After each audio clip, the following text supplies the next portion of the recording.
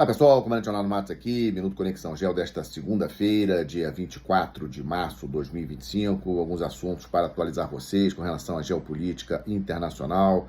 Primeiramente, a expectativa com relação ao resultado dos encontros entre a delegação dos Estados Unidos e a delegação da Ucrânia lá em Riad. Esse encontro Estados Unidos e Ucrânia aconteceu ontem, domingo, e hoje aconteceu a reunião entre a delegação dos Estados Unidos e a delegação da Rússia. Segundo noticiário russo, essa reunião de hoje durou 12 horas, realmente impressionante, começou às 7h30 da manhã, horário de Riad, mas até agora são 18 horas, 40 minutos aqui no Rio de Janeiro. Ainda não saiu nenhum comunicado oficial. O que vi na imprensa é que esse comunicado somente será divulgado nesta terça-feira, até pelo horário, já são meia-noite lá em Riad. A expectativa é que fosse acordado um cessar-fogo no Mar Negro e também havia uma expectativa dos Estados Unidos assumirem a operação da usina nuclear de Zaporizhzhia. É uma usina que a Rússia ocupou logo no início do conflito, e havia uma especulação em várias mídias de que talvez os Estados Unidos passassem a operar essa usina nuclear. Então, situação, cessar-fogo, Rússia e Ucrânia, vamos aguardar amanhã o documento oficial. Segundo assunto para vocês, me preocupando bastante, situação na Turquia. Ontem à noite foi a quinta noite consecutiva de protestos na Turquia em função da prisão do prefeito de Istambul. Istambul, a cidade mais importante da Turquia, economicamente falando, uma cidade muito grande, é como se fosse a São Paulo aqui no Brasil. A capital da Turquia é Ankara, mas Istambul é a cidade aí, foi Constantinopla, então não preciso nem dizer a importância de Istambul. O prefeito foi preso na quarta-feira, acusação de corrupção, e ele é o principal candidato da oposição do presidente Recep Erdogan. Erdogan quer ser reeleito, as eleições apenas ocorrerão em 2028, mas surgiu já essa acusação de corrupção contra o prefeito de Istambul. Ele foi preso, muitos protestos, a mídia turca censurada, muito pouca coisa saindo, mas a gente vai acessando aí as mídias internacionais, os canais aí do X, Telegram, para tentar ter mais informações sobre os protestos. E, importante, 1.100 pessoas já foram presas na Turquia. Esse dado é de hoje de manhã, ainda não tem o dado de hoje, segunda-feira, como é que foi em termos de número de presos, mas situação muito preocupante na Turquia. Estamos de olho, vou atualizando vocês em relação ao que está acontecendo por lá.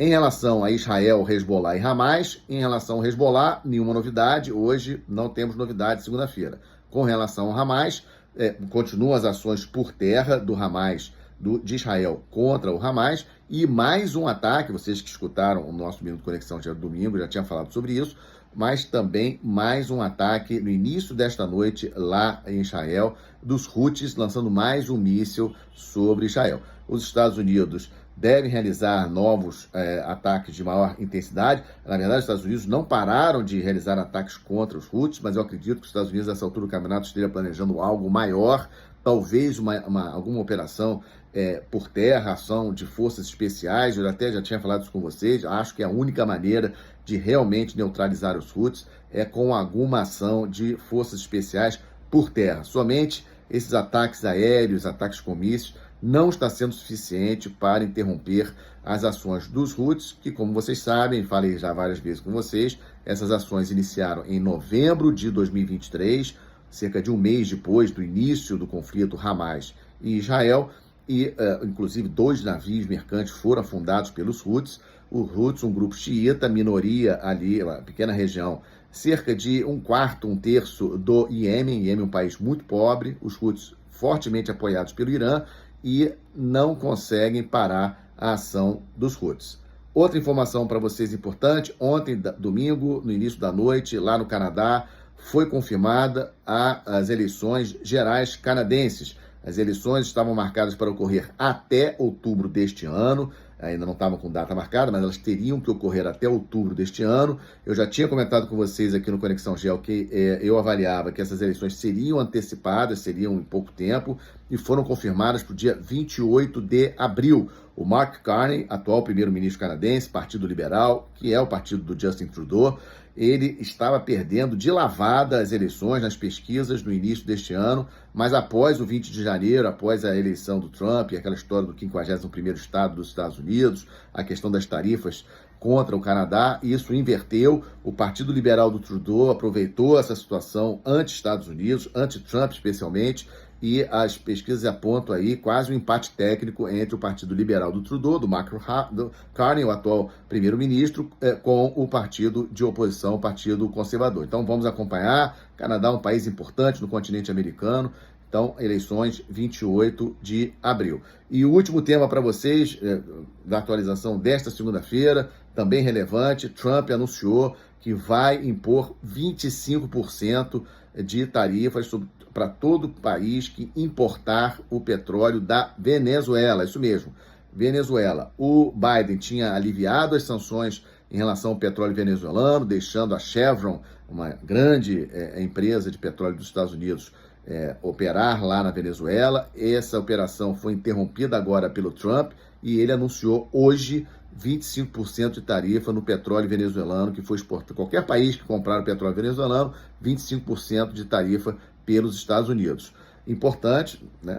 O grande produto comercial da Venezuela é o petróleo. Hoje, inclusive, deu um picozinho de aumento no preço do barril de petróleo em função dessa informação, porque há uma previsão aí de diminuição do petróleo no mercado internacional por essa taxação do Trump em cima do petróleo venezuelano.